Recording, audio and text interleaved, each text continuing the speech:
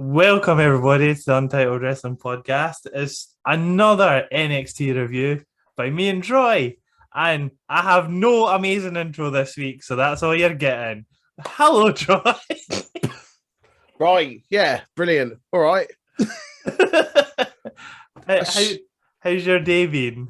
Do you know what? It's been all right. Yeah. It's been not bad at all. Yeah, I did a shop. Yeah, I went to Aldi. We're not endorsed by Aldi. I'm not giving them a shout out for monetary value. I did a shop. Did some work. Had some dinner. Went to the gym. Yeah, all good, mate. And now you're here to review NXT. And now I'm here for the fever dream. The fever dream. Fever dream.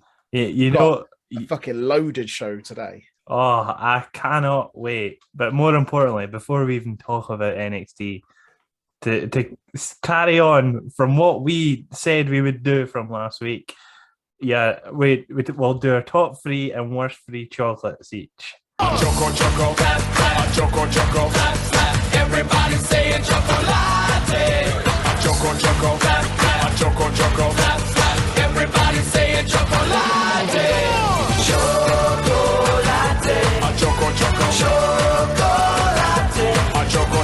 Aye. We'll rate our favourite and least favourite chocolates. This could be controversial, this. What would you like to do first, Aaran? We'll get the best ones out of the way. Because I think the worst ones are probably going to be a bit more divisive. Okay. All right. Do you want to name one and I'll name one? Okay. Right. Anything Kinder chocolate. Hang on. Kinder eggs are all right, you prick. Also, Kinder. No, we said favourite. Yeah, we said favourite first. Oh, did we say favourite? Yeah. Oh, okay. Oh, that's fine then. Yeah. I thought you were slandering Kinder. Anything Kinder, I'm all for. Anything Kinder. Anything. Even those awful shitey things you get at Christmas. The big things with the crispy things in it. Yeah. Yeah, no, they're good, but they're not as good as everything else, but they'll still do the job. Aye. Yeah. Yeah, no, I'm with you. No, they're good. I'm gonna go with a picnic bar, mate. Oh, not a fan. Oh, anything with fruit or nut in it. Nah, you're all right. Are you a fruit dodger? Nah, fruit should not be a part of anything sweet. Whoa, no, see, no, I'm the opposite. Fruit should never be part of anything savory. Like, I don't like when you get like a tagine and they put like fucking apricots in it. No. Nah, apple pies and banana fucking do you not like apple pie? And all that nonsense. Do you not like apple pie? Fucking hell, mate. That's for the fucking poor, that. What, apple pie's for poor people? Wow, that's a fucking sweeping statement. The fucking minerals on you. We're only 5 minutes in. Fuck me. Right, picnic's my choice. What's your second one, dickhead? Galaxy truffles. Get the fuck out of here. Right. For years they were gone out my life, and then they brought them back in big boxes full, and every it's so good. My next one, double decker, mate. Fucking, they're excellent. Nougat, fuck chocolate. It's not a go-to, but it's serviceable. Nah, it's definitely a go-to. It's sensible. I'm full of sensible choices, me. Serviceable, is it? Oh, okay. Well, and that serviceable. A serviceable chocolate bar. It'll do the job, aye. Right. Okay. What's your last one then? Bourneville's. Oh, what? Bourneville's. That's a brand. That's not a bar. But yeah, do you mean just the plain bar of Bourneville chocolate? Yeah. Oh, that's right. Okay, I can't wait to talk about my least favourites. Fucking hell! Come on then. Right, my last one? Yeah, crunchy. Say something. You're an absolute rotter. What the fuck? There's no fruit in it, so what's your beef? That is. Nah. Wow. Nah. You lot north of the border, man. That's wrong. You need your taste buds fucking looking at. Nah. Right. What's your worst then? Kit Kats. Vastly Aye. overrated. Aye, they're not that bad. Vastly overrated. I'd rather. Says the guy that put a plain chocolate bar in his Whoa, favourite 3. Aye. It's a Fucking hell. barbell.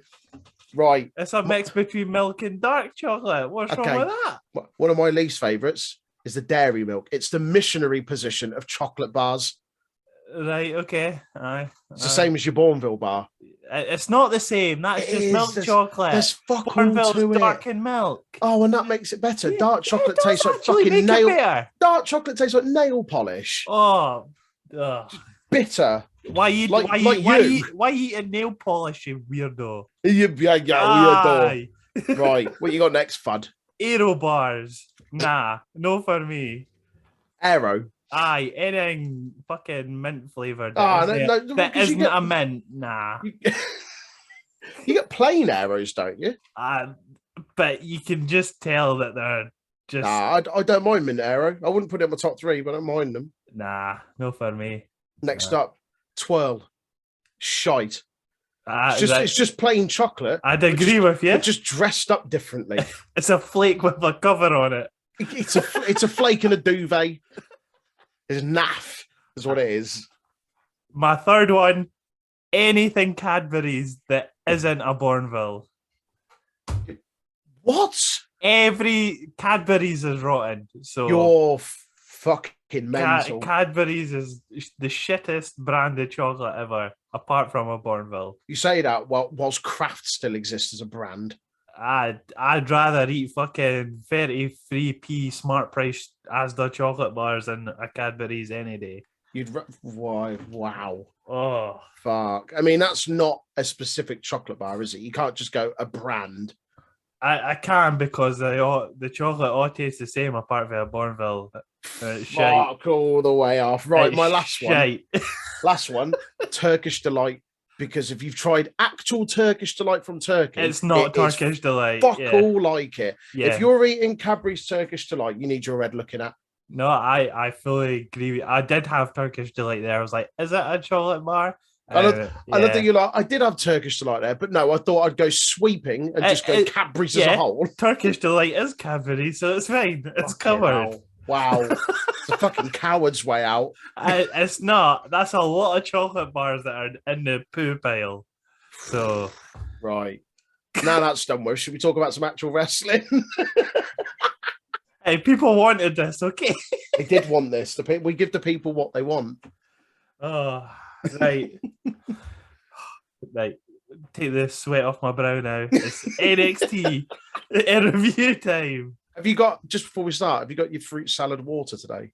No, I ran out. I had my last one today at work. My heart bleeds for you. So I'm on I'm on a monster with butterflies all over it. Oh, fucking hell. Right, this is going to be a ride. What flavour is it? Bourneville flavour. It just says fruit juice. It says Monarch at the top. That doesn't even give me a flavour though. Right. So like when you get a kebab, it's just mystery meat. Just mystery fruit, anything. Energy drink with 5% fruit juice from fruit juice concentrate. That's what I'm getting. Right. Courtney's going to have to spatula you off the wall after you finish that. She can't say anything with her fucking Japanese or Chinese that monster. little shot. Where like fucking bile. It looked like a fucking chemist sample. Fucking... I had a hernia just looking at it. For anyone that doesn't know what we're talking about, Rumble Weekend, the missus had a weird, literally an imported monster from China, and it was like, it was not like double strength, triple strength. It's like triple strength, yeah. Of monster. It was... Smell it, and it was like a fucking line of Kunsel. We tried to translate it as well on the phone, and it just did not happen. It was just speaking in riddles. Tongues. There's a lot of Z's and Y's involved. Right, wrestling. Well, you say wrestling. Wow. NXT time. Sports entertainment. To start off the show, it's 1K away from a racism. Katie Katana Chance. That's right. And Caden Carter. versus Kora,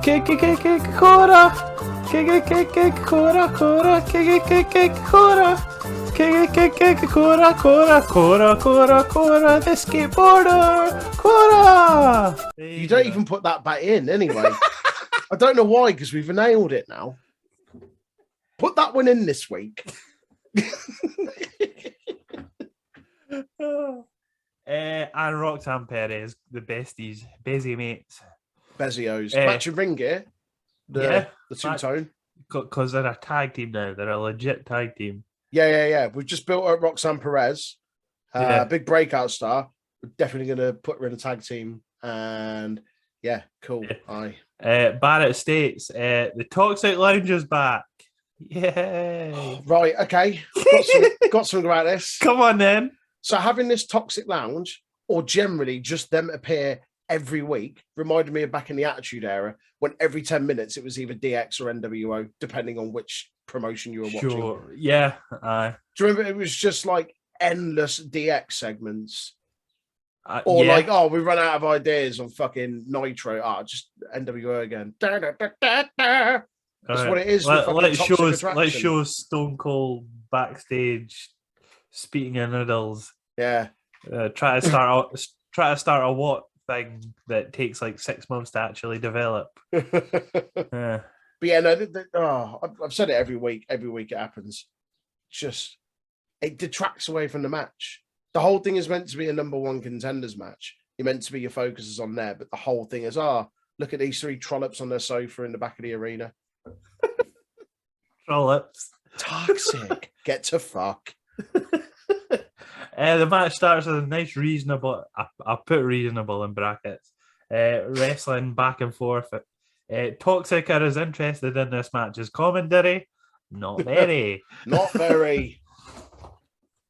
All four stare off in the ring. Roxanne goes for a dive, but Karen Carter stops that, going into picture-in-picture, which means, Troy, it's Jerry Lawler coat time. They know what's coming next. I can't believe you've done this. Women can't live with them. No resale value. What? They just get worse, don't they? They just get worse. If it's not about Jake the Snake Roberts, it's about a woman. He's got nothing else on the brain, has he? That Jake the Snake or women. Jake and women. Cool. Back from the break, JC James gyrates and thrusts. Commentary do call it dancing, but I differ. Is it fuck? Sticking your tongue out and thrusting your pelvis is not dancing. Yahuwah. That well. It's slutty behaviour. Some would say that's assault. Some would say it's edgy. Well, some would say it's edgy, aye. Over 60 demograph, aye. You'd say it's edgy. More so for the bands. Oh, always for the bands. Always for the bands. This whole review week in, week out is purely for the bands. Yeah, it's the reason we still do this. Review it's for the bands. Roxanne gets a chili gummy bear tag. The heat lasted a whole 1 second, then it upsets your stomach for the next 10 minutes. And she hits Pop Rocks for the win. Where do you come up with this? She literally tagged in for the hot tag and just got super kicked in the puss. Yeah. Oh. It was an all right match. I didn't mind it. I thought they had good chemistry. They work quite well together. Chance and Carter are the established. Like, it's mad when they're not number one contenders, but could have been off the back of this. Your number one contenders are a more established tag team and a more over tag team than the actual tag team champions. Yeah, they're the only team in. I'd go as far as to say all of WWE, not just NXT, that actually feel like a genuine women's tag team. Everyone else has just been cobbled together. I don't mind watching them. Like, I think they're decent. Like, I don't like the whole, we fucking do all sorts of party drugs at fucking festivals on the weekend and we come out to fucking glow stick music. Shagging names and sniffing lines and whatever tickles your fancy, mate. Sniffing damp lines off men's bum cracks and aye, you dickhead, a good party till you've been in a tenant. What? What kind of festivals have you been to? Mate, long weekenders. Yeah, no, it wasn't a bad match. It was a decent opener. It was cool. A little bit disappointing, as I say, that he only like truly established tag team in all of WWE. But NXT. No, in all of that, like in the women's division. Actual, yeah, okay. Yeah. And yet they can't seem to pick up any like real momentum. Like that, they just keep losing to makeshift teams. Yet they're the most established team in the whole company. Toxic's there. It's fine. Do you think Jade and Perez are winning next week? I think that's the one I'm most indecisive about. Sorry. Yeah. I'm unsure. Okay. Well, we'll do our predictions at the end. Yeah. For Great American Bash. Give me an hour, just over an hour to think about it. And I'll give you an answer. All right. Right. Next up, it's a diamond mine training, but Joe Gacy and the Dyad or Dad up here. Two Scouse lads. Two Scouse lads in maroon clothing. It's absolutely grizzled young vets. Come on. Don't fuck me off. You know it is. They appear. They want the Creeds and Ivy to join him. Follow him. Strong appears, calls Joe Gacy an idiot and challenges them. Cool, riveting. More on that later. But first, before we move on, Diamond Mine are good to watch, but no one cares. So let's talk about something people read, but no one actually cares about. It's Guinness World Record time!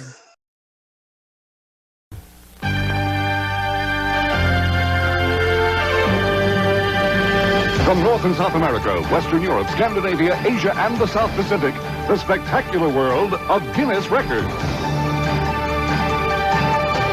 Featuring amazing feats, facts, and phenomena.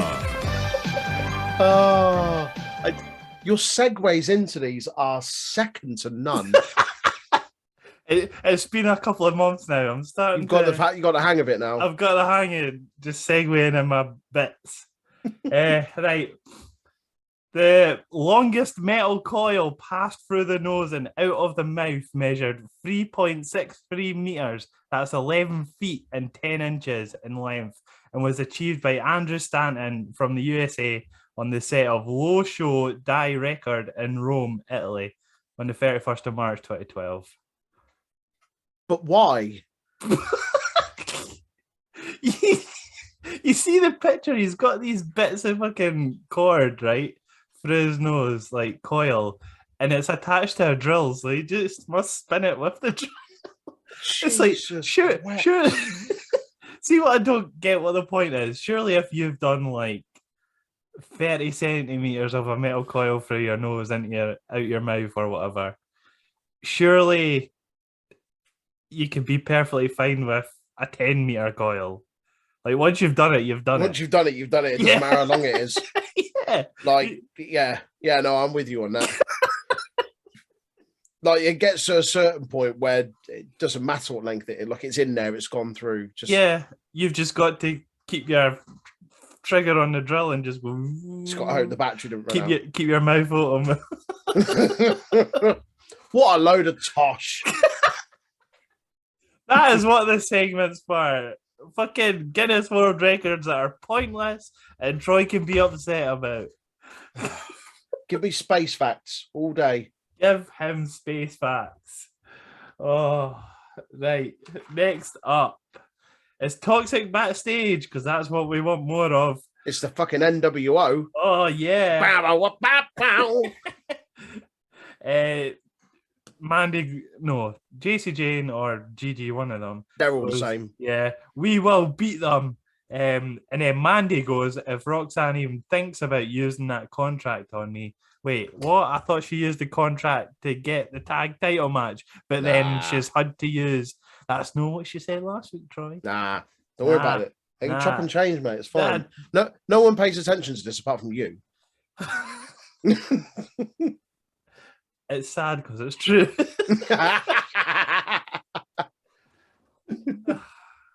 Fucking pish, I tell you. That's what it is. Pash. Next up, it's Giovanni Vinci versus Ikeman Hiro. What an entrance. Right, so it's the first time we've seen it. Yeah. His debut was 3 weeks ago. Yeah. 3 weeks ago, I think. This is the week you had COVID, I think. Yeah. So we haven't seen his entrance. What the fuck is this? I am all for this entrance. Why? It's awful. It's so bad. Why does he stop and they just go ding and it poses for the camera? A little bit of text comes up. Bendy, Vici, fucking Vermicelli. I don't know. This is dreadful. He's an Italian model. What do you want from him? I give it 3 months before he's on main roster and he's part of fucking LA Knight's model agency. No, he's not even called LA Knight anymore, is he? What is he? Max Dupree. Max Dupree. You have to re at the end. Is he any relation to who was the other Dupree guy from Rene Dupree? Rene Dupree. Is he the guy that had the dog? Oh, he's got an awful sleeve now. What, it's Rene Dupree? Yeah, it's very basic and awful looking. I think, if I remember rightly. Yeah, he appeared in a WCPW World Cup a long time ago. Oh God, it's all that thing on his shoulder. Yeah. Oh God. Oh no. Nope. That's vile. Yeah, I fucking hate this intro. I enjoyed it. You can tell we're very different. It's proper naff. It's so bad. Hey, the crowd enjoyed it too, apparently. Just imagine being like on the aisle, like sitting there watching the wrestling. This boy comes out, and he's just pointing into the camera and smile. Those listening, if you haven't seen it, just Google Giovanni Vinci, like NXT entrance. Yeah. Oh Lord! It must be somewhere. Surely someone's doing the same as us and going, "That's funny" or "That's shit." One of the two. That's the shits. That's the shits. The shits. Next up. No, I'm saying next up like we're just glossing over this. My bad. You know what's coming next, though? Giovanni Vinci's here. It's weird Italian food. Oh no.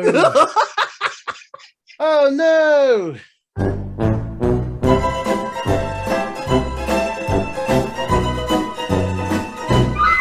What was it last week? It was cheese with maggots. Maggot cheese, yeah. Right. Go on then. You ready? What have you got for me? Pig's blood chocolate is the Italian equivalent to black pudding or blood sausage in other parts of the world. Ironically, this isn't a savoury dish at all, but actually a sweet dessert treat that is customarily enjoyed in the weeks leading up to Easter. Italians combine fresh pig's blood with dark chocolate to make an incredibly rich, acidic treat. The chocolate chunks are usually served on top of a light shortbread biscuit for balance. Sounds better than a Bourneville bar. Wow. Wow. Do you know what? That doesn't sound that bad to me. I'm all right with that. I'd give it a go. It literally looks like a bar of dark chocolate. Yeah, I'd give that a go. I'd give it a go. I'm fine with that. Yeah. I love black pudding. You don't like black pudding, do you? I don't like black pudding. No. You Hey. also don't. You also don't like anything that isn't just plain Bourneville chocolate. Oh, put fruit in it. Nah, not for me. Why do you want fruit in your chocolate? apple Either pie. be healthy Apple or pie. unhealthy. Nah, pal. Take your pick. Nah, pal. I'm trying to meet in the middle and balance it out. Either be healthy or unhealthy. Says you. I've seen some of the shit you eat. Hey, I never said I was healthy once. That's I eat true. all the shit in the world. Oh man. Yeah, I'd get behind that chocolate. Hey, I'd try and scope some of that out. You know, it sounds all right. again, always try it. You don't know until you've tried it. Yeah, I've tried a lot Yeah. in my years. Come back next week as I've seen what it is, and oh boy. Yeah. While we're on the subject, what's the weirdest thing you've eaten? The weirdest thing I've eaten. Mm. I don't think there's anything that stands out No. in my head for anything Okay. majorly weird. No, not really. Unless you count like fucking Irn Bru sausages or something. You what? Irn Bru sausages. Right. Rewind. I love that. Oh, I've not tried anything weird. Oh, man, unless you could Irn Bru sausage. Right. To anyone that's not from Scotland, that's fucking weird. That's proper weird. It's just like, did you ever go to TGI's when they done the cola hot wings?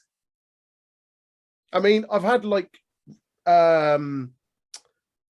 cola, like ham, where Yeah. like you cook the ham in cola. In cola, yeah. Yeah. It's literally just the same premise, but it's Irn Bru mixed in with your fucking beef sausages, and you just cook it.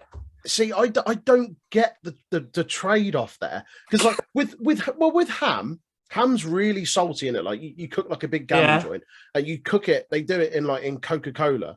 Yeah, So the trade-off instead there of is- honey, is you're the replacing the honey saltiness. with cola, essentially. That's fucking weird. That sausages and Irn Bru, Aye. right? Hey, most butchers in Scotland do them these days. Do they? Aye.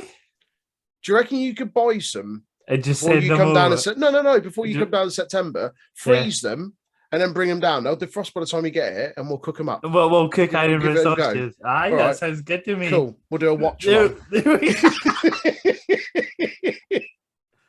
Oh. Weirdest thing I've had, I hear you ask, is horse meat on a Horse- pizza.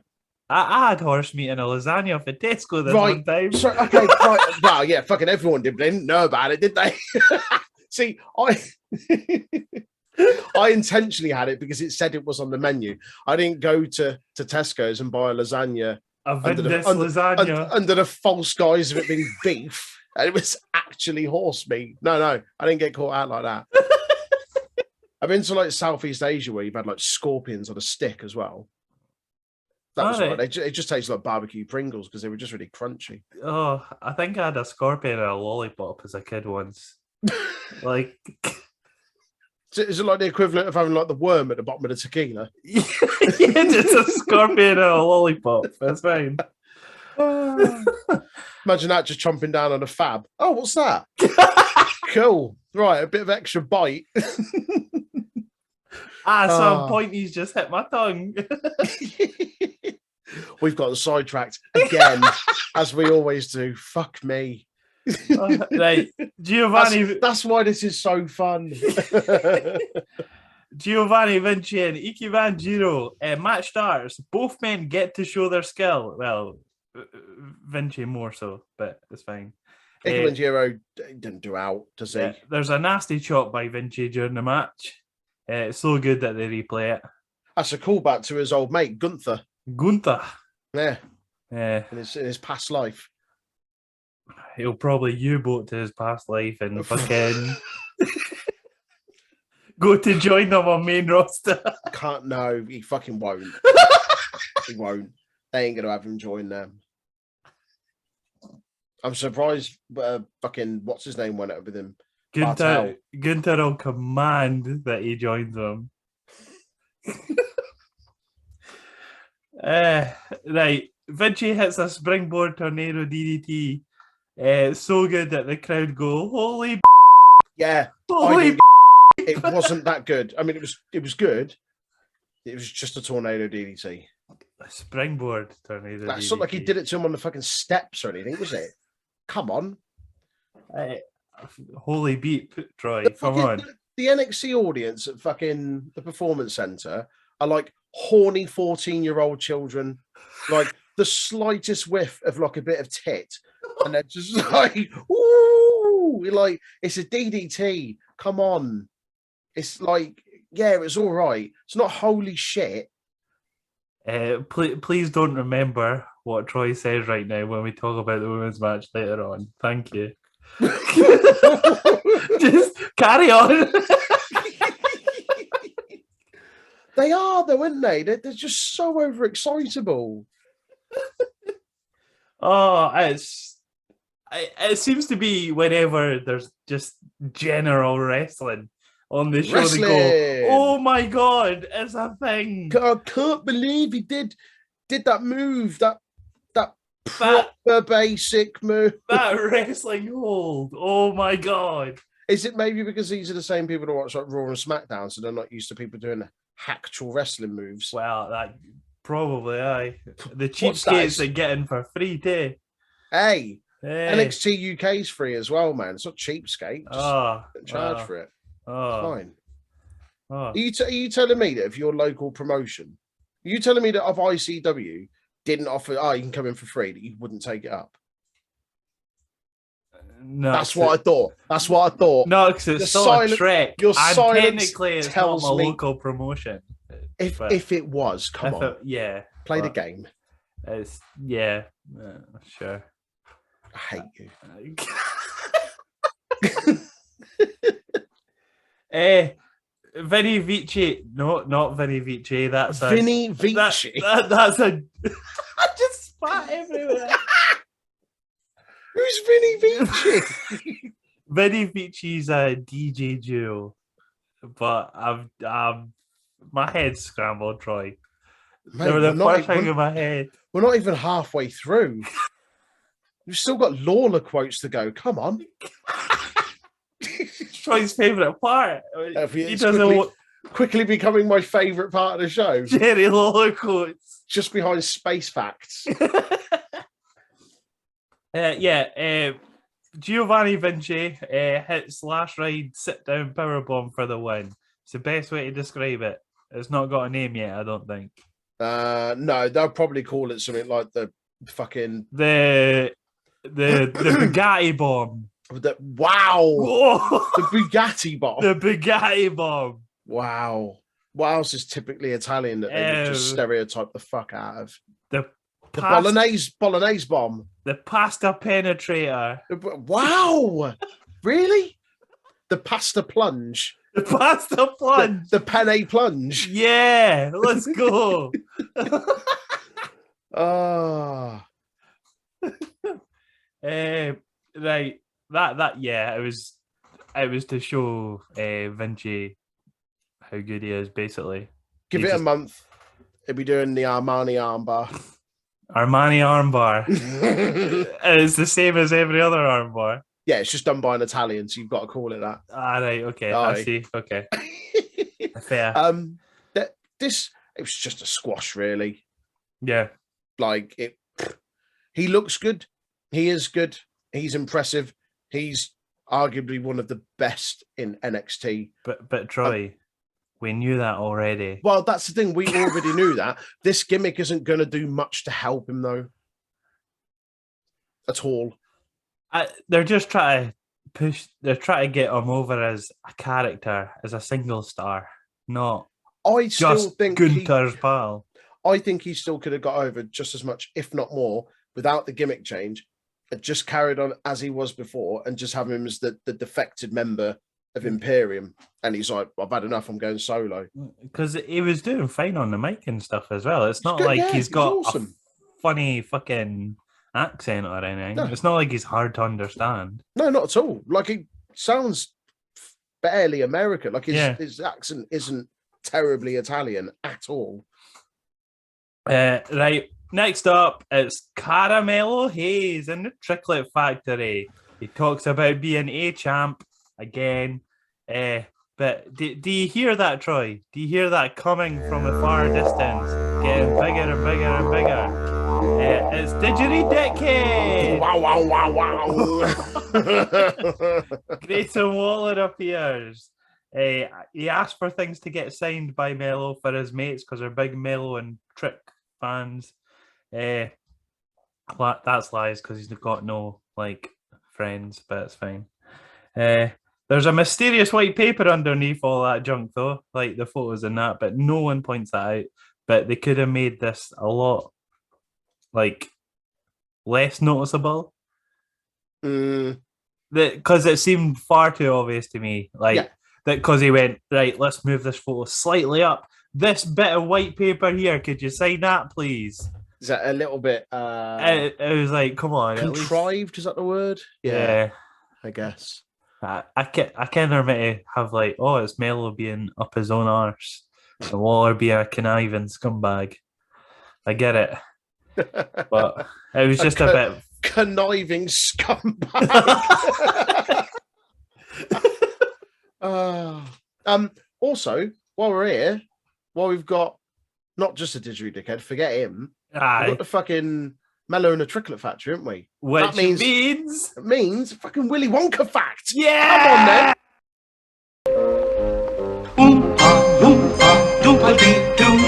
I've got a perfect fact for you. Come on then. Here you go. First one or two here.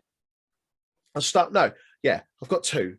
The first one's a little bit sobering, but it's still an interesting fact. Okay. And then I'll end on the second one, and it's a bit more of a high. It's almost like, what do you want first, the good news or the bad news? Right. Okay. So yeah. The Boeing 707 that was shown so this is the original film. Yeah. Not that fucking Johnny Depp, Tim Burton. No, that's why it's called a Willy Wonka and the Chocolate Factory. Aye. Fact, Troy. It's always been about that film. All right. Yeah. Yeah. The Boeing 707 that was shown in the film having all the Wonka bars unloaded, named the Jet Clipper Climax, was destroyed in a crash in Bali in Indonesia in 1974, with 107 people losing their lives as a result. Yeah, sobering. However, something else for you. Hey. Most of the chocolate bars in the film were made of wood. Oh, that's depressing. I mean, it's nicer than knowing that 107 people died on a plane. Forget the plane. Let's talk about the more serious issue of the chocolate bars being made of wood. Right, come on. Right, the fact that they wasted so much chocolate on a fusty fucking chocolate waterfall to not make real chocolate. They could have sold those chocolate bars. They made chocolate bars in 2006 or something and started giving them it. Instead, you put it all into your fousey water. Your fusty waterfall in the set. Idiots, man. Could have sold that for Miller. For what? Miller. Muller? Miller. Miller. Oh, Moolah, right? Moolah. Like the fabulous Moolah. She was not fabulous. Not that one. Like Thomas Moolah, the footballer. Actually selling chocolate, not laundering money. Wow. Fucking hell. Right, more Wonka facts next week, folks. Jesus. That took a turn. Oh, yeah, right. Next up, it's the new NXT UK Tag Team Champions, D Squared Jr. and Mr. No Twitter page himself, Josh Briggs. Got big issues with this. So we don't Josh review. Briggs? Wow. Yeah. We don't review NXT UK anymore. That's not to say that we won't again. But I saw this the other week on social media. I didn't watch the episode. I had a big issue with this. Like, what's the point of calling it? I know what you're going to say. You shut the fuck up. What do you say? Earth is developmental. Shut up. Right. What's the point? What's the point of having a UK based brand when you're bringing all these people over aren't UK, like that aren't British or whatever, and not even having them come over, having them win the titles. They even said in this promo, like, we know these titles have got like a lot of lineage and prestige. Fucking right there, because there's been some decent teams on a really decent promotion that have had it. Also, it was nice to see them on TV because it reminded me that they are the best looking belts in WWE, bar none. Apart from the United Kingdom Championship. Fair, yeah. But it's naffed me off that these two fucking buffoons have got them. It really has. As Troy would say, it's developmental. As I would say. As I would say. I would say that you would say. In that funny accent as well that he put on for me. Yeah. Funny accent. That is your accent. That's how you sound. What? Do I talk like this all the time? You are now. I'm not gonna say it again, but yeah, I said it on the news review that we done this week. I think I had my say in that review, so I think if you want to hear it, go to the news review. Hey, plug in other episodes, fucking baby. Love a cheap plug. Love a cheap plug. They go. There's a "You deserve it" chant. You can tell they're American. Eh? They start chanting USA. There's a fucking USA chant. Oh man. Oh, gone are the days of patriotism and racism and I'm fucked off with this. USA. Briggs and Jensen aren't a bad tag team, and they've proved themselves to a degree on NXT 2.0, but they should not be NXT UK tag team champions. Like, NXT UK has a fucking wealth of really good tag teams that any one of them could have had the titles to represent the fucking nation.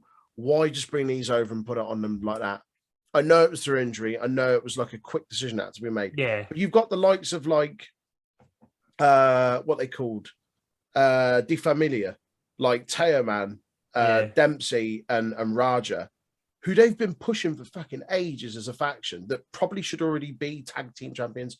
That's who Briggs and Jensen beat in order to become champions. Just give it to them. They're established. They're not going anywhere. They're not going to have to fly back every now and again to record TV.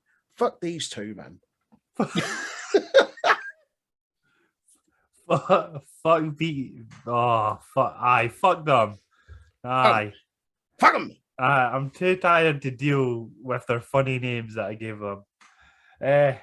They offer Smith and Carter a championship rematch. When was the first match, Troy? Exactly. They decide to want to drink beer. Do you get it? Because they're cowboys and rednecks. Haha.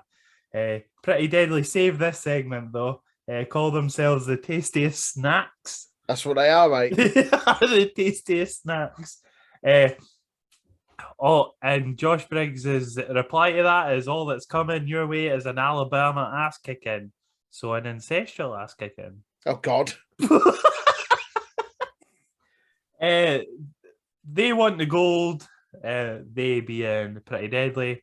Briggs calls them Zoolander twins. How very fucking dare you? You behave yourself, Zoolander twins. Fuck you. You eat overcooked steak, you melt. All right, piss off. A brawl ensues.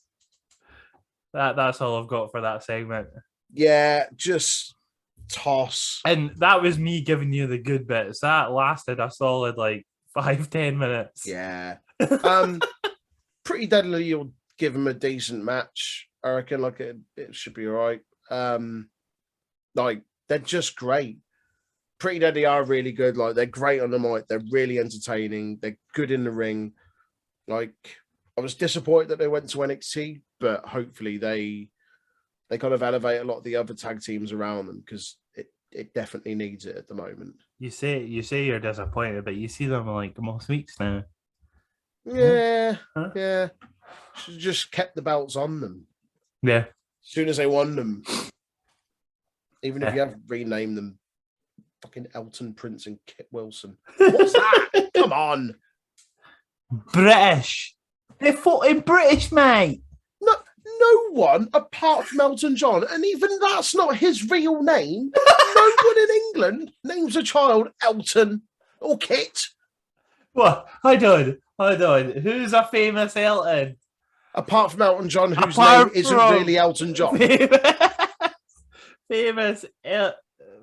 Famous people named Elton.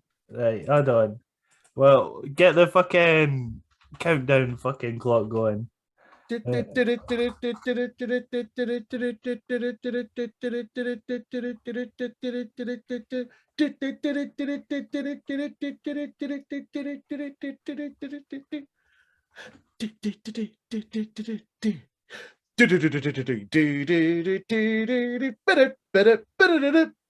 Right, I have musicians and hosts and athletes. Right, what we got? Is there anyone that we actually know?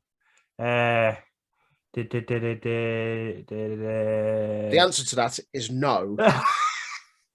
I don't know any of these people apart from Elton John, who's not actually called Elton. There's people called Elton, but I don't know who they are, but it's fine. Anyway, we've just went, yeah, cool. I don't know any kits, but we don't care.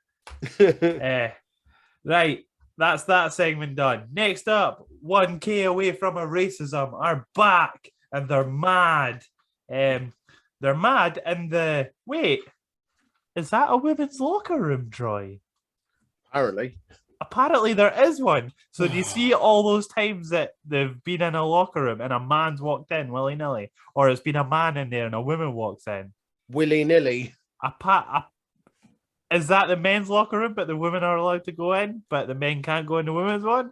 I don't know what's going on. It's like the Marvel Cinematic Universe. It's just metaed itself.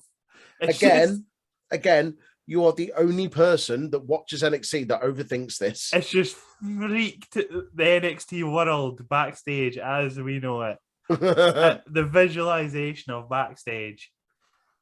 That fucking the room with the red lockers and that fucking Persia and what's his face used to tongue, and they all used to go Persia or what's his pass? Aye, that Wendy Chu fell asleep on top of the lockers. That specific room.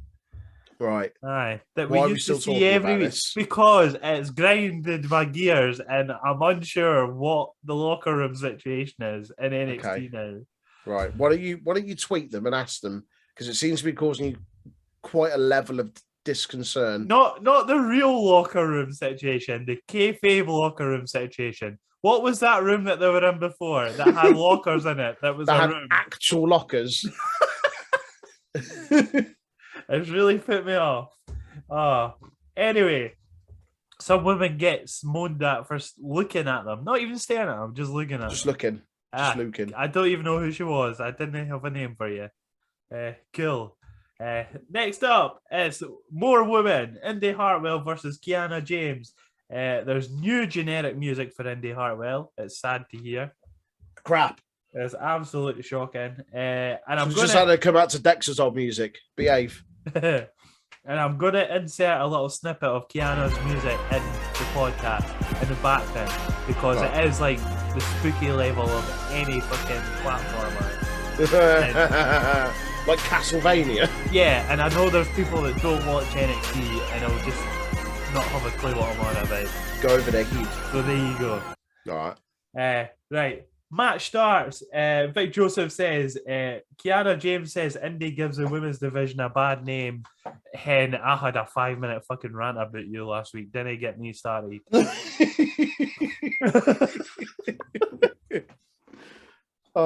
It's a very average match. There's nothing to shout. Oh my gosh. James wins with a roll up. Because Indy isn't that great, apparently.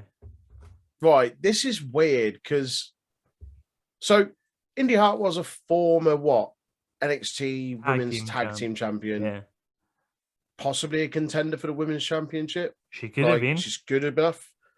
This Kiana James didn't look all that. Saying that, did she not fight Mandy Rose literally like 2 weeks ago? for the title. Kiana James? No, Indy Hartwell. Indy Hartwell. Was it? I'm sure she literally fought Mandy Rose a couple of weeks back. Right, carry on with what you're saying. I'll do a Google. It just like she's one of those ones. Was she in the breakout tournament or not? Yeah, she or was. She was. Yeah. There wasn't really much about her. It's not great, and yet she's come in and beat someone like Indy Hartwell, like one of the most established talents in the women's division. Former tag team champion, contender for the NXT Women's Championship. I'm just like, fine, I get it. This is like you get people over by having them beat kind of, former champions, this, that, and the other. But when someone clearly isn't like anywhere near that level yet, I'm just like, just at the expense of someone like Indy Hartwell, like it feels a bit of kind of nonsense booking, in my opinion. Yeah. Like, also, Hartwell's meant to have kind of refound her confidence, isn't she? Like with this kind of partner of Cora and Perez. Yeah. But she's then going on to lose matches that she should be winning. Yeah. Like, and her opponent has to cheat and just, it's a bit naff. 5 weeks ago, Mandy Rose defeated Indy Hartwell to retain the women's title.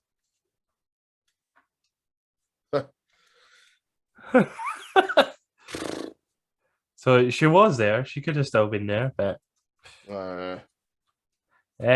yeah, fuck Kiana James. They like her. Get in the bin.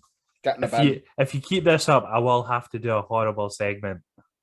Oh, God. Whenever she's on the show. Don't make me do that. Don't make me add another segment to this review. Please. Don't. Right.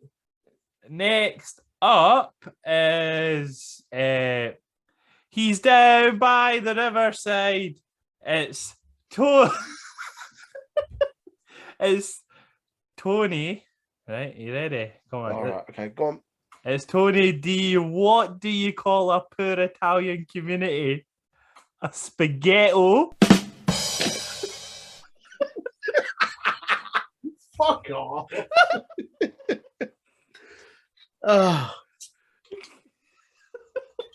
Right, carry on. That noise was Troy opening another bottle of beer. On my third. I think the only reason they had this segment was to literally kick out Troy Donovan. It seemed. Yep. That was literally all this. So that guy that was there last week after he got so who was the guy last week, or was it him? And it was him, but I think it must have been taped or something. So then this has happened. It's happened now. So they've just went right. He's dead. He's down the bottom of the river. He's dead. That's sleeping with the fishes. We've binned him off. Binned him right off. Binned him right off. That's all that does. It's none of interest. Yeah, it's just to say he's kicked out. It's just the two of them now. Next up is Wesley. He's upset. Trick ruined his moment last week. So it's Wes versus Trick at Great American Bash next week. Yay. Yeah. I mean, I'm all for seeing Wesley on my TV because he's awesome. I don't really want to see him wrestle Trick Williams. No. Not really. Sorry, Trick, but... it should be at least all right match. It'll be all right. Wesley's going to do loads of flippy nonsense and he'll win. It'll be all right. Yeah. I just don't think I'm sold on Trick quite yet. He's lost like all his matches. Yeah, I like him as a hype guy. I like him as Mello's mouthpiece. Well, not even mouthpiece, because Mello can cut his own promos, but just that kind of big guy, little guy, kind of like bully combo, mouthy guy, confident. Like, yeah, I'd much rather that than see him just lose. Yeah. Not every week. He doesn't wrestle every week, but every match that he has, he loses. So, yeah, there's no investment for me in him at the moment as a wrestler, given treatment previous. Yeah, hopefully it's an all right match next week. Next up, it's the Diamond Mine versus the Dyad and Joe Gacy in a 6-man tag. The match starts. The Diamond Mine are in charge. The Dyad freak out. Gacy takes them out of the ring to tell them to show them the new you. Remember how scouse you are. Do you remember? Do you remember when you were NXT UK Tag Team Champions? Remember that? Aye. Zach Gibson, do you remember when you were in the NXT UK tournament? Do you remember? Do you remember when you won it? Hey, remember that? Cool. Now get back in there. That's what he said to them. That's verbatim. Verbatim, that's what it was, aye. yeah. With that accent as well. Yeah. They instantly take charge after Gacy's fucking hype man on the outside. Tandem triple suplex by the Diamond Mine, going into picture-in-picture, which means it's Jerry Lawler quote time. Oh no, this is terrible. God. Oh yeah, baby. Let's... Oh yeah.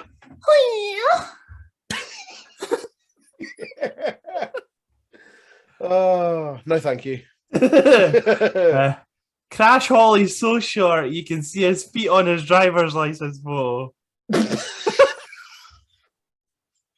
Oh, I can't speak ill of the dead. I imagine he said this while he was still alive. He was still alive, yeah. Right, yeah. okay.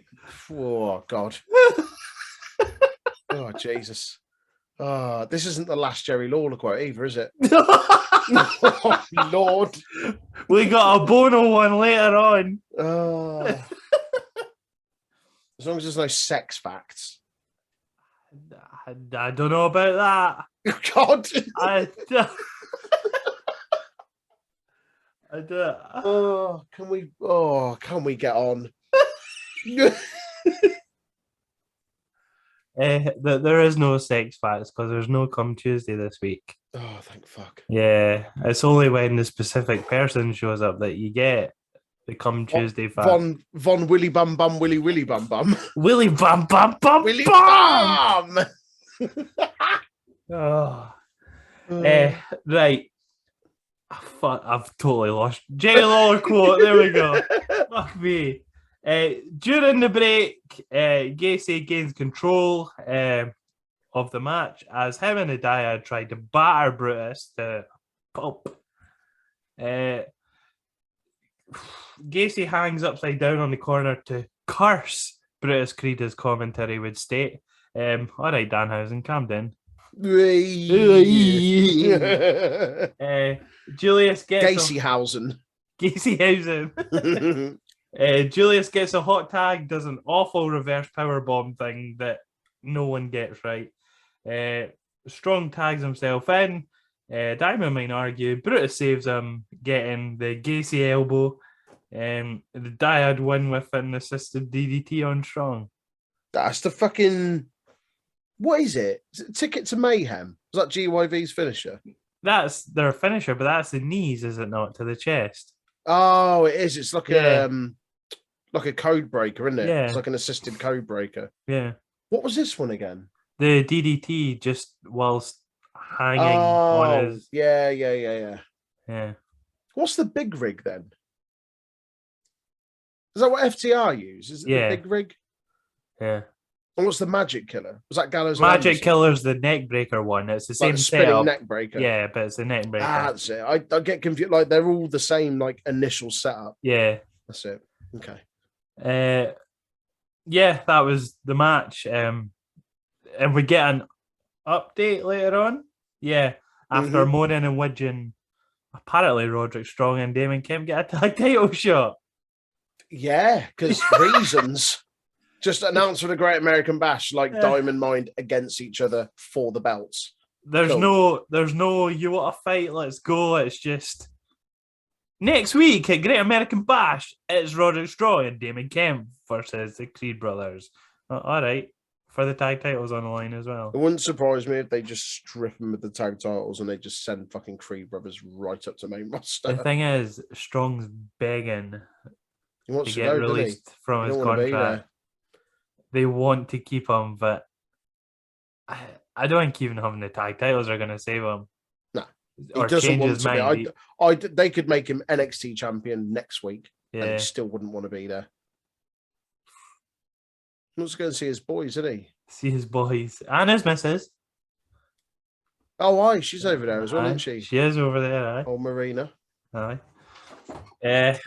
Yeah, that's that match. There's not a lot to say. It just sets up for Great American Bash, which we'll talk about after we've reviewed this. Aye. Next up, it's more Mello and Trick.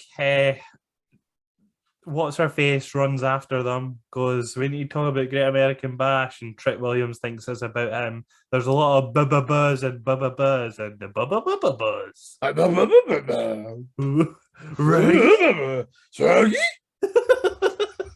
Ruby, Ruby. Something about the A champion. I don't know why it sounds like yoga. It's revealed that it's Grayson Waller versus Carmelo Hayes for the North American title at Great American Bash. Melo seems to just not care anyway about it. He goes, okay, what? I'll do it. Fuck it. Yeah. Oh, that guy got me. Ha ha. He got me good. He got me good. I thought he was my homie, but he was a good one there. Well done. But he wasn't he? Oh, right. Speaking of something that isn't good, there's an update on Alba Fire, and then Lash legendarily shite appears on my screen. Oh, she is an irritating little shit. I have nothing to say about what she said. Nope. So it's a poo segment, it's a poo storyline, it's a poo character, it's poo talk time. Shall we get into? Why does somebody not know how to flush a toilet after they've had a shit? What do you mean? Well, it was fucking one of yous. Disgusting! Oh, why do you keep doing this to me? Every fucking week. The tambaqui, a species of fish found in the Amazon and all over South America, eats sea fruit and plant seeds. Since seeds can be tough to digest, a lot of them come out in the fish's poop. These seeds can then get caught in the right water current and travel up to 5 kilometers away before sinking to the ground and getting replanted. These fish are superb sea gardeners and they don't even know it. What the Right. Cool. Just mate, these fish are like 3 foot long and weigh like 65 pounds. These are big motherfuckers. They're not eating little fucking pepper seeds. They're eating big boy seeds. They're eating pepper seeds. They're eating big boy seeds. Right. And they're shitting it back out and it's regrowing for other fish of the same ilk to eat their poo and do the same. Yeah. Bunch of shit eaters. Hey! Oh, so there you go. There's your fun poo fact. Nah, you say fun. Wow, come on, Troy, play the game. I am, mate. I'm here. Do you want to talk about more? Talk to me about playing the game. Legend, do you? Nah. I'd rather you just continue to run it straight. Run it straight. There's your segue. Funnily enough, Sanga versus Mr. Run It Straight himself, Zion Quinn. I see they've binned off Sanga's Braun Strowman knockoff gear and just given him 2K22 default creator wrestler gear. Whoa, hold up. Sanga's not only stole Strowman's gear, he's now stole Tucker Knight's old gear. Fucking right. They've just put him in. It's just basic, isn't it? It's the big high waist black trunks that. Oh man! Just what are you playing at? Make your mind up what you want the guy to look like. Why does he not have character anymore? He looked better when he was in Strowman's old gear. He did. For anyone that doesn't know, he's literally just now in black, like high waist trunks with black knee pads and black boots. That is literally elbow pads. Elbow pads as well, sorry. That's it. Nothing else. So he's very naked compared to last week. Default man. Oh, right. The match starts. Zion Quinn attacks before the match. Because he ran it straight. Because he ran it straight. Some say too straight. It's just a horse fest. Most of us say too straight. Yeah. This match is just a horse fest. I have nothing else. So therefore, Fire up the horse alarm! Have you got a sound effect for that? It's currently going as we speak. Amazing. So every time there's a horse match now, the horse alarm will go off. Sweet. Yeah. Here and in Big Tasty's house. Yeah. Right, cool. But we actually hear it. His is just in his head, giving him a little sweat on the head. Yeah, are you done talking about this match? There wasn't really much to talk about. It was literally just two big men just at each other. Yeah. He just finished him off with a choke slam, didn't he? Yeah. Did old Sangawanga. It was a bit of an awkward squash. Like, Zion Quinn seems to have lost a lot of momentum and favour as of late, because at one point, like, it felt like they were really high on him, didn't they? Like, almost to the verge of being in like title contention, and now it's just loss after loss after loss. Sanga doesn't look too bad in the ring, like in terms of performance. I think he'll probably do better on main roster than NXT, but they also just need to find him a character. Zion Quinn's last win on NXT TV was defeating Wesley 19th of April, so over 2 months ago.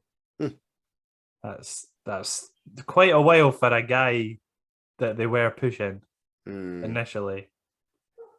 Oh well.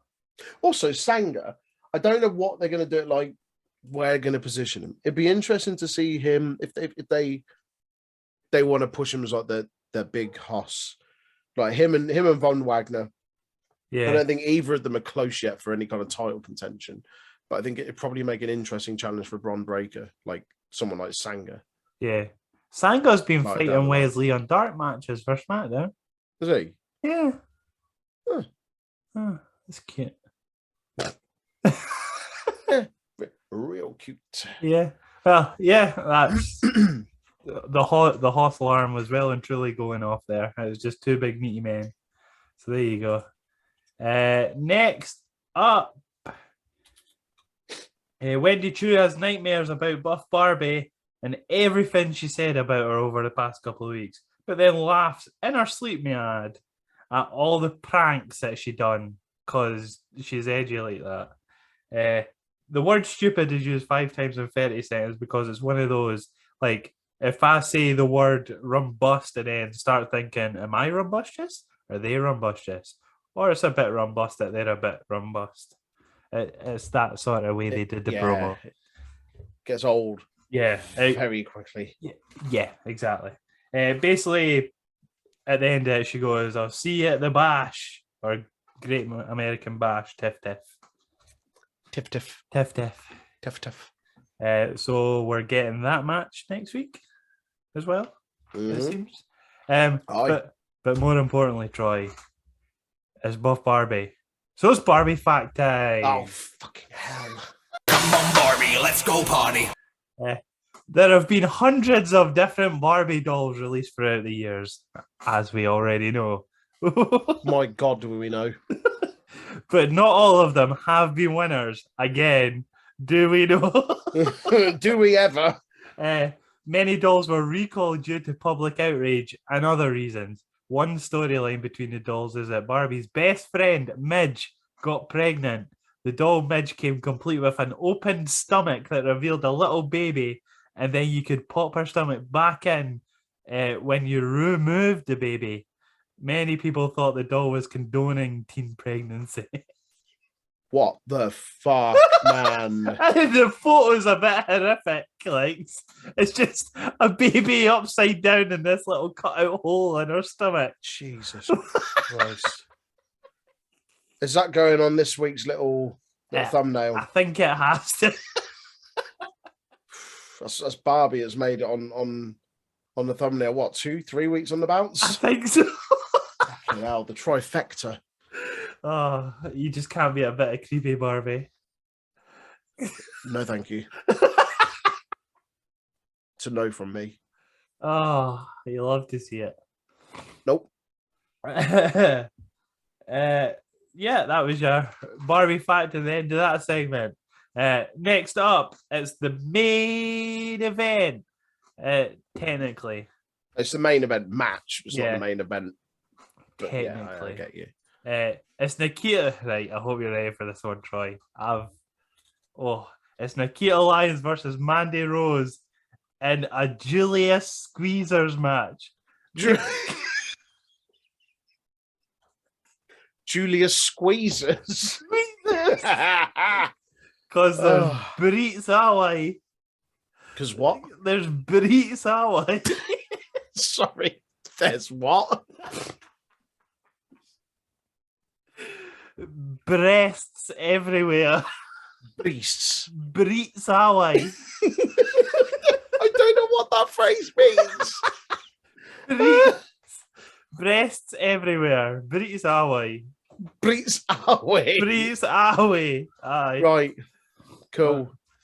Thanks for that. Match starts. Lyons makes Rose look like a tit.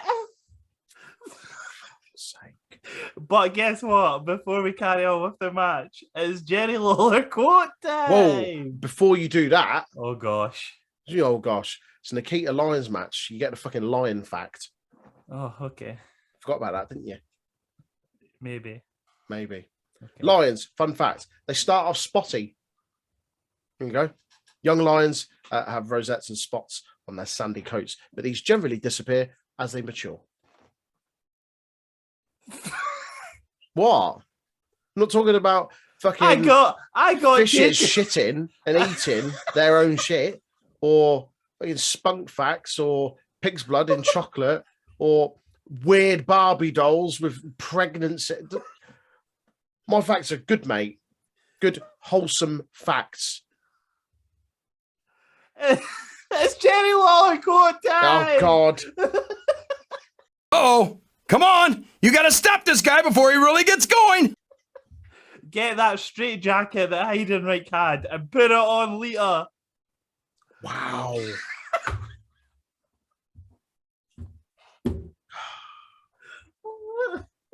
Thankfully, that's the last one for this week. I don't think I can take any more. 3 was more than enough for this week. Oh.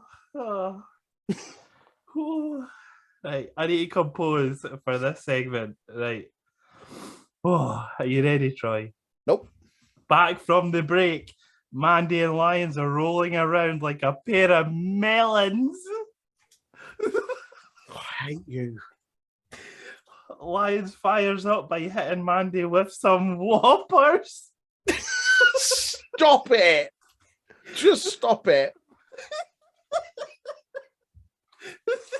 You're the worst. Mandy drop kicks a pair of blouse bunnies before Toxic interrupts the match. Just no. Do you remember when you says this is aimed at like fucking 14-year-old horny teenager? And you. One in the same.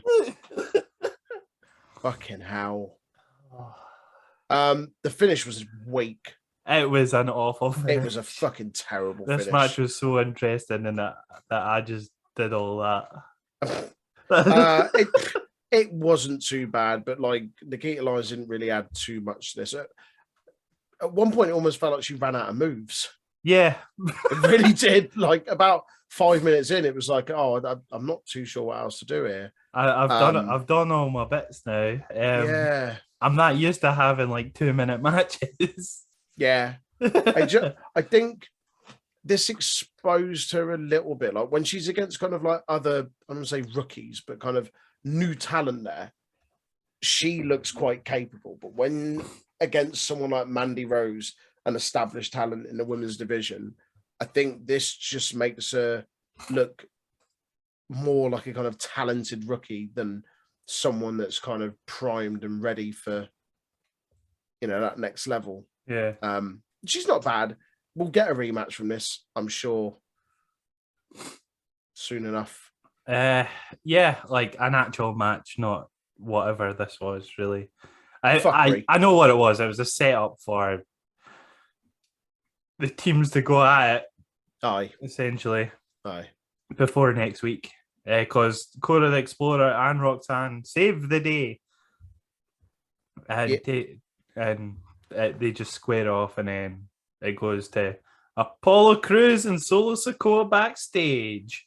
And Sikoa's mad about Waller because he's a didgeridoo dickhead. Aye. And Zion Quinn shows up. He ran it too straight. Straight into the locker room. Straight into the wrong locker room. Quinn talks about how perfect he is, pretty much, even though he did just lose to Sanga. Even though he's done fuck all for months. Literally lost to Sanga like 15 minutes ago. But just running straight into defeat. Is setting up Cruz versus Zion Quinn. I think. Oh joy. Yeah. But because Apollo Crews was here, Troy, you get your space fact. Fucking yes, mate. Oh yeah.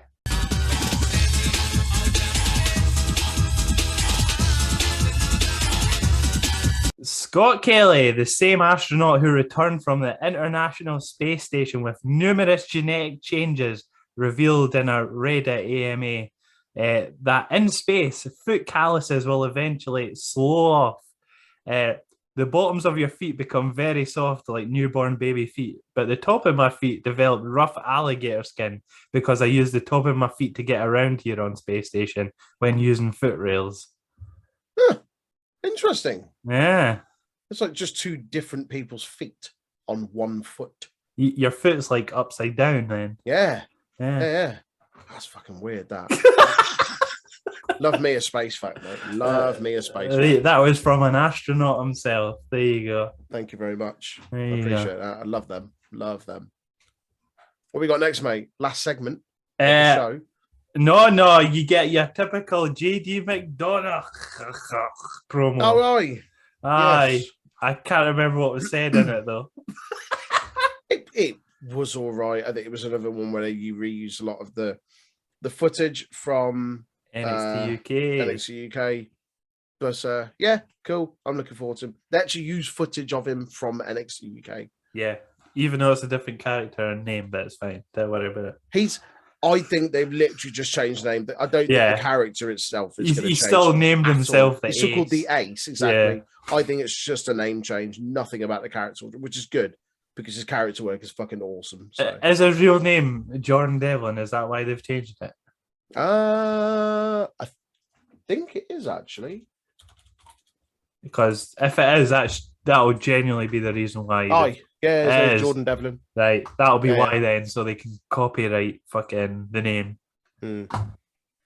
Right, okay, cool. Riveting behaviour. Next up, it's the real main event, but it's not actually an event, it's just a segment. Braun Breaker and Cameron Grimes. Cameron Grimes? There you go. To the moon. They face off. Braun tells Barrett, yo, you best leave because we're going to just talk. Oh, yeah, because you're telling him to leave if you're just talking. Sure. Aye. Whatever. Grimes talks about not having a backup plan, but more importantly, this is Braun Breaker's backup plan because he couldn't cut it as an American football player. Mate, this is a great promo. Certainly from Grimes. Scathing. Yeah. He's going in there with the barbs, man. Going after his dad, his football career, and Edgy. Real edginess. There's more dad talk, as you say, and Grimes hits. They start to just get a bit shouty and arguey, essentially. They start fighting. Grimes hits Braun's shoulder the first time and goes, Kim, what? I'll do it again. Does it, but this time the turnbuckle comedically breaks. Like, oh my God! To be fair, though, did you see Braun's fucking shoulder? Like, it looked proper bruised up. He done it well as well, the way he acted with it. I liked it, how he acted it. I loved this whole segment, man. Like, I thought it was awesome. Both, like, pretty good on the mic, but, like, Grimes, like, really sells what he's saying. Like, he backs it all up. His whole thing kind of building up to, like, that guy that's been pushed to sort of breaking point where it's like, you've been handed all of your opportunities. Like, your dad was here. Yeah. And that's why you got in. But the fact that he was like, oh, but he's like, but there's a reason your dad wasn't like a world champion or something like that. Yeah. But yeah, I like this whole thing, like this actual like kind of legitimate grievance, pushed him to breaking point. Like, he's coming across very heelish, but you know he can just turn the crowd like that and suddenly be like a face again. I think this has the potential to be probably match of the night next week. Yeah, I think it's between two, but I think they needed this to really give the main event of next week something, a bit more weight because behind it. As Braun Breaker said, even in this promo, it's like, oh, I thought this match was just about respecting each other. Mm. And then this has changed that slightly, which, Yeah, in a good more way. of a dynamic. Yeah. So Absolutely. I'm all for it. That was our review of NXT. What behind the lows, mate? Lash legendarily shite. Can go low. Proper turds. Proper turds. They like it. Get in the bin. I'll say it till the cows come home. I'm a high.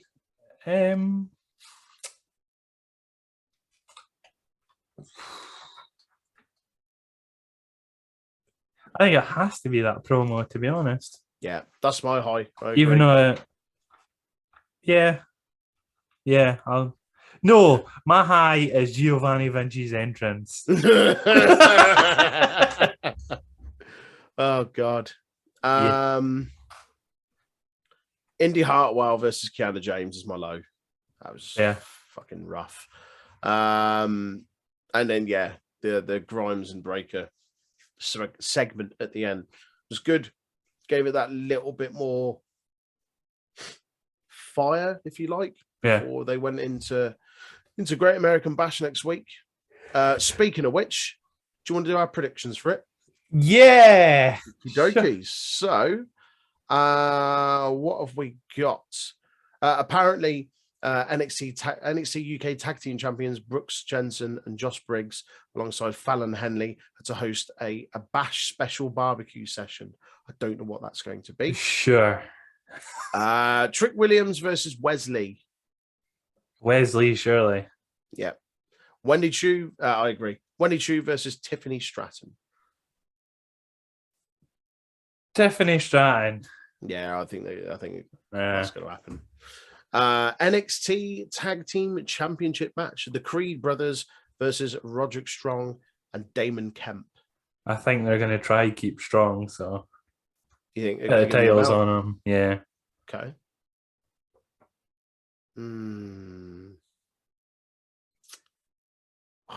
I want to go with you on that, but I feel like we're going to end up picking all of the same things. Yeah. So to be a bit, I'm going to say the Creed brothers. Okay. Like that's a 50-50 one anyway. Yeah. So. NXT North American Championship match: Carmelo Hayes versus Grayson Waller. Carmelo Hayes, I think. Grayson Waller. Ooh. NXT Tag Team Championship match: Toxic Attraction, Gigi Dolan and JC Jane against Roxanne Perez and Kakora. This is a 50-50 one, then, isn't it? Aye. Has Mandy got a match next week? No. Nope. No. Right. I think Toxic are winning then. Yeah, because Mandy's not there. She's going to come in and fuck it up. Mandy's going to fuck it up, aye. Yeah, I agree. Toxic Attraction. And then Roxanne Perez cashes in this illegitimate contract now because she's already used it. And that's going to set up the next challenger for Mandy Rose, Roxanne Perez. There you go. And then finally, NXT Championship match: Bron Breaker versus Cameron Grimes. Breaker. Grayson Waller's taking the title from him.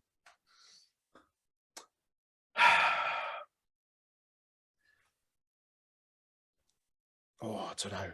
Grimes made a really good point in this promo where he was just like, you can lose that title and you'll be okay because you could just end up on SummerSlam Yeah. or Raw or SmackDown. He was just like, I lose that title, I've got nothing. Which makes me think that Grimes is going to win that. They're just going to get Breaker off to Raw or SmackDown. They're not having Breaker lose on a fucking, essentially a glorified episode. They of NXT, cannot are they? afford to lose Braun Breaker off of Not NXT yet. at the moment. Not yet. No, Not yet. they can't. Yeah, no, it's Braun Breaker. I think that's going to be a really good match. Yeah. Right, that's predictions. However, before we round up, I have got some tidbits for you, mate. That I have. We'll do yesterday and today's date. So yesterday being the 28th of June. Notable wrestling birthdays in 1972. John Heidenreich. You mentioned him earlier. That is we straight jacket. Yep. Whispering sweet lullabies into Michael Cole's ear. 1948, Volano won. And in 1933, Boris Malenko. Dean Malenko's dad. Correct. I've got a few facts, few significant events through the years on this day as well. Firstly, in 1997, Chris Jericho defeated Six for the WCW Cruiserweight Championship on WCW Saturday Night from Inglewood, California. This was a unique show in WCW in that they offered the event to fans as a pay-per-listen broadcast over the internet. And there you go. One of like 10, I think it was the very first. You just said it was the very first one. It was one of like 10, I think they did. Yep. In 1998, I mean, this is the big one. I could have just done this on its own. In 1998, WWE's King of the Ring pay-per-view was held in Pittsburgh, Pennsylvania. Ken Shamrock was crowned the tournament winner and the new king by defeating the Intercontinental Champion, The Rock, in the finals. Stone Cold Steve Austin lost the WWF Championship to Kane in the main event in a first blood match with interference from The Undertaker and Mankind. However, this pay-per-view is famous for the match prior to the main event. Mankind and The Undertaker competed in the second ever Hell in a Cell match to be held on pay-per-view. This match birthed one of the most iconic moments in WWE history. During his ring entrance, Mankind climbed to the top of the cell structure and goaded The Undertaker up to join him. The two then battled on top of a very fragile cell top roof. What happened next has been discussed about perhaps by casual and dedicated wrestling fans alike, and every analyst ever. The Undertaker threw Mankind from the top of the cage. Foley crashed and landed through the announce table that was set up below.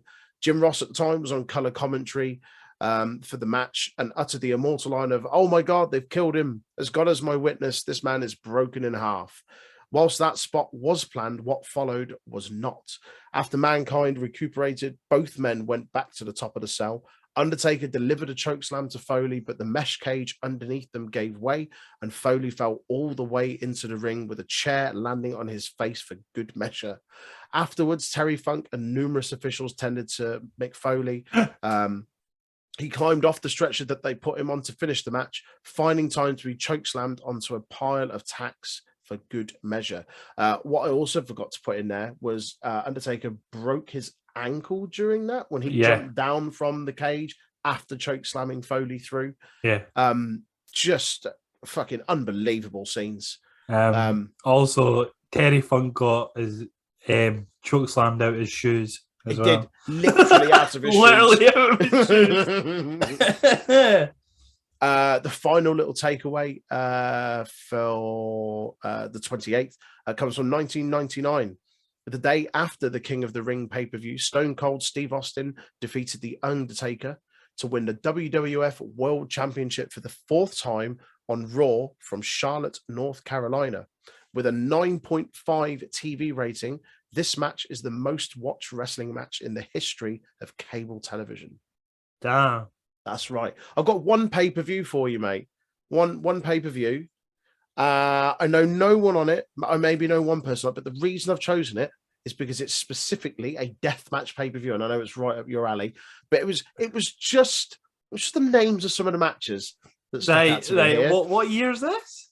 This is 2014, so not all that long ago. Okay. Not all that long Right, ago. okay, come on then. IWA MS King of the Death match from the Rustic Frog in New Albany, Indiana. This happened had an attendance of 270 people. The Rustic Frog sounds like a delightful place to be. So in the most normal match, I say most normal, there wasn't a stipulation. It was just a match. BJ Whitmer and Michael Elgin defeated Devin Cutter and Mason Cutter. In the first match of the night, in a Bulbs, Legos, and Tax Barefoots death match, Josh Crane defeated Christian Skyfire. In a Panes of Glass and Hot Coals match, Mitch Page defeated Suicide Kid. Ron Mathis defeated Devon Moore in a barbed wire ladders and tables death match. All right. John Wayne Murdoch defeated Bull Bronson in a nails and toothpick match. You're sighing like this is naff. I've seen some of the gumph you watch. Corporal Robinson defeated Freak Show in a Fans Bring the Weapons match. Right. Matt Tremont defeated Jesse Amato in a best of 7 log cabins death match. Excuse me, what? Did I stutter? A best of 7 log cabins death match. It lasted 14 minutes and 14 seconds and was the longest match on the card. That was a best of 7 something. Best of 7, yeah. Something, yeah. Josh Crane again. I think he was on earlier. Yeah, he was in the Bulbs, Legos, Tax and Barefoot match. This time, he defeated Corporal Robinson and Mitch Page in a 3-way elimination. Matt Tremont defeated John Wayne Murdoch and Ron Mathis in another 3-way elimination. So I imagine it was a tournament because then Matt Tremont defeated Josh Crane in the final match, which was a light tubes, bats, tax, and barbed wire death match. Of course. Because of course it was. Matt Tremont winning, a legend in the deathmatch scene. There you go. We'll move on to the 29th of June. Notable wrestling birthdays on this day. Brendan Vick in 1989. Serena Deeb in 1986. Excuse me, are you going to go Brendan Vick by his real name, please? Duke Fudson. There we go. Thank you. 1948, Leo Burke. 1942, Johnny Saint. And in 1985, Adrenaline in my soul, something, Cody Rhodes. Oh. Yeah, in 1985. As before, a few notable events throughout the years on the 29th of June before we get to our pay-per-view. Firstly, in 1986, Nick Bockwinkel was awarded the AWA World Championship in Denver, Colorado, with a forfeit win over Stan Hansen. The reality was that Hansen had walked out on the AWA over his loyalty to All Japan Pro Wrestling. As a response to the perceived slight, Hansen, who was still in the possession of the title belt, laid it on his driveway, ran over it with his truck, and mailed the remains back to AWA's owner, Vern Gagne. Top lad. 1999, on an episode of Raw, Raw is War in Fayetteville, North Carolina, Matt and Jeff Hardy defeated the Acolytes to win their first WWF Tag Team Championships. That was the out of nowhere one as well. Aye. With fucking Michael P.S. Hayes at ringside. Dressed up like their cool dad. Yeah, literally dressed up like their cool dad. And in 2008, WWE's Night of Champions pay-per-view took place at the American Airlines Arena in Dallas, Texas. On the night, every title in the company was defended. 3 of them changed hands. Mark Henry won the ECW Championship in a triple threat match against Kane and The Big Show. I think I just heard Tasty's hotline going off again. Kofi Kingston defeated Chris Jericho to win the Intercontinental Championship. But the most intriguing title switch of the night saw Hardcore Holly and Cody Rhodes defend their World Tag Team Championships against the debuting Ted DiBiase and a mystery partner. That mystery partner turned out to be Cody Rhodes himself, who turned on Holly to form the team of second-generation wrestlers called Legacy with Ted DiBiase, and they won the titles. Yeah. We've got a pay-per-view on this day from the 29th. Going to take you back to 2011. All the way to the Impact Zone. for All Wheels You're- Wrestling. You're actually putting me through this. Fuck me. I mean, it's not long, man. It was only 3 matches on it. It was about 45 minutes. It was terrible. Right. Okay. I'm not going to, do you know what? I'm not going to explain too much about All Wheels Wrestling because we did a review on this pilot episode about 6 months ago. Yeah. We being Me, everyone Tasty, but and me. Jay. Yeah. So I think this was after, it might have been after the Rumble, maybe. I think it was. Yeah. We were just after. hungover to stink. So yeah, we did a review of this pilot. Do go and give it a listen. We're probably going to retweet it so you can give it a listen. But yeah, on this, RPM defeated Dubai in a 5-minute Iron Man match. Aaran Aguilera defeated Swag Dutt. I forget what Aaran Aguilera's name was in All Wheels Wrestling. In another 5-minute Iron Man match. And then in what was essentially an Ultimate X match, Swag D defeated Aaran Aguilera, Dubai, and RPM. This is possibly the worst 45 minutes of. I use the term professional wrestling as lightly as possible here. It's fucking awful. They thought that NASCAR and wrestling were a good crossover, and that's what inspired All Wheels Wrestling. It's crap. You can find it, I think, on YouTube if you want to watch it, and then you can give our quick but brutal review of it and listen afterwards. Aaran Aguilera was the human cyclone. That's it. Absolute fucking nonsense. It was so bad. So bad. But that's it. That's your tidbits for this week. I hope you've enjoyed those, and there will be more next week, as always. And there'll be more NXT shenanigans from your boys. But thank you for listening. We appreciate you taking the time out, as always. If you don't already, do give us a follow, like, share, subscribe, all that good stuff on our social media outlets, Facebook, YouTube, and Instagram at Untitled Wrestling Podcast, and Twitter, Twitch, and Discord at Untitled Rest Pod. Catch you next week, guys. What you got for me, Aaron, before we sign off? The missus told me a joke to tell you today. Oh, did you know? Go on. X-Pac. Brilliant. Bye. Bye. Hello, yes, Danhausen here. Danhausen has been summoned. You must love this podcast housing, the Untitled Wrestling Podcast housing.